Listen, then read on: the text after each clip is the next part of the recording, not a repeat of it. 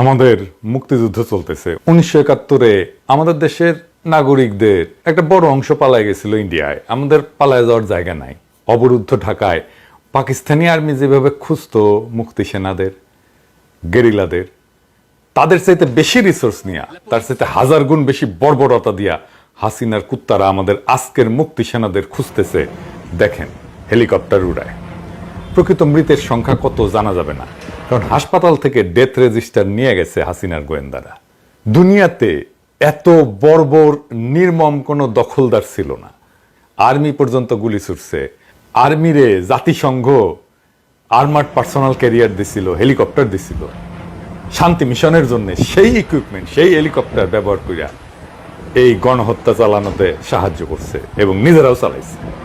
কিছু সময়ের জন্য নেট খোলায় আমাদের হাতে এত বেশি ভিডিও আসছে যে আমরা প্রত্যেকেই বিধ্বস্ত এবং বিপর্যস্ত হয়ে গেছে এই ভিডিওগুলো দেখে। আমাদের সন্তানদের এত নির্মমভাবে অবিশ্বাস্য বর্বরতায় মারা হয়েছে যা কল্পনাতীত। আমাদের দেশকে এই দখলদারদের হাত থেকে উদ্ধার করতে হবে। এরা বাংলাদেশের কেউ না, এরা বাংলাদেশের শাসক না, এরা বাংলাদেশের দখলদার। বাংলাদেশ রাষ্ট্র আমাদের, রাষ্ট্রের মালিক আমরা। এরা আমাদের রাষ্ট্রের মালিকানা কেড়ে নিছে। এরা দখলদার, হারমাদ, ডাকাতের দল। বাংলাদেশে আমাদের মুক্তি সেনারা যথেষ্ট করছে, যথেষ্ট রক্ত দিছে। এইবার আমাদের প্রবাসীদের এই পতাকা তুলে নেওয়ার দায়িত্ব।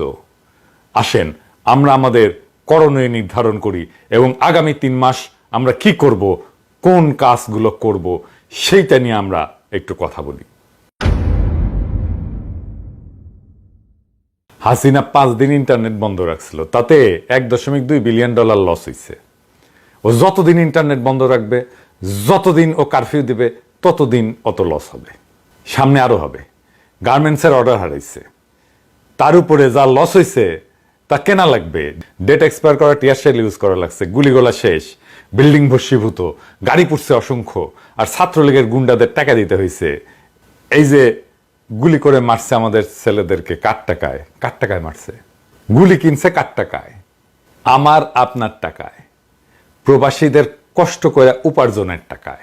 এই টাকার উৎস বন্ধ করে দিতে হবে। আগামী 3 মাস আমরা একটা পয়সা পাঠাবো না হাসিনা অধিকৃত বাংলাদেশে। হাসিনার গোয়ার গু শুকায় ঘুটা হয়ে যাবে। ওর তো গোয়া দিয়া রক্ত পড়তো, 2 মাসে ওর মুখ দিয়া রক্ত উঠবে আমরা যদি রেমিটেন্স পাঠানো বন্ধ করি 3 মাসের জন্য। এখন তো যদি পাঠাইতে হয় তাহলে ব্যাংক বা ওই রিয়া দিয়া পাঠায়েন না। কিভাবে পাঠাতে হয় আপনারা জানেন। আমাদের সন্তানদের হত্যার জন্য এই ডাইনি আপনার টাকায় বুলেট কিনবে, আর সেই বুলেট ব্যবহার করবে হাসিনার কুত্তা বাহিনী কমপ্লিট শাটডাউন রেমিটেন্সে।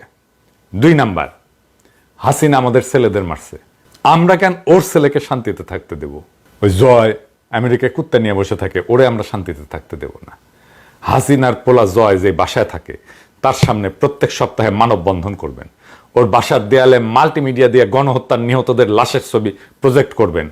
ওর বাসায় গণহত্যায় নিহত প্রত্যেকের রক্তাক্ত লাশের ছবি দিয়ে পোস্টার বানায় আটকায় দেবেন ওর দেওয়ালে দেওয়ালে।